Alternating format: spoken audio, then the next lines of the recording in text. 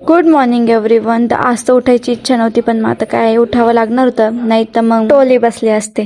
उठून वरचा अंथरूण वगैरे आवरायला घेतलं, तेवढं त्यांचं दर्शन झालं.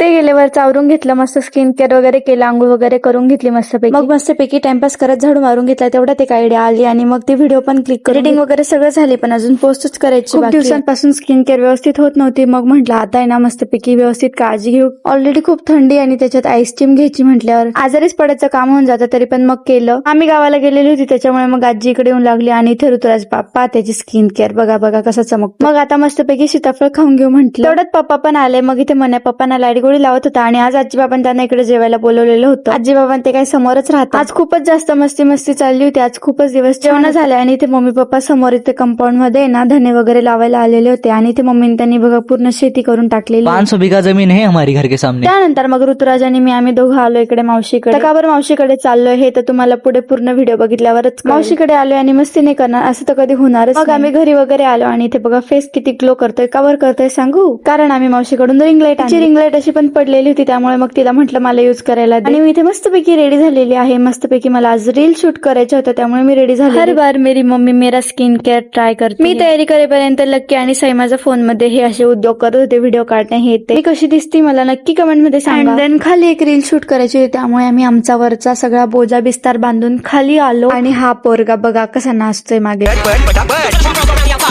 और फिर आपको birthday party function new year और दसरा का पेपर निकालो प्रत्येकांना एक दीदी को मारो प्रत्येकांना एक टिकन को मारो प्रत्येकांना एक रांगोळी वाया घालवायची नाही. ऋतुराजने ओढला आणि माझ्या साडीत पाय अडकला, त्याच्यामुळे धडकन खाली पडली.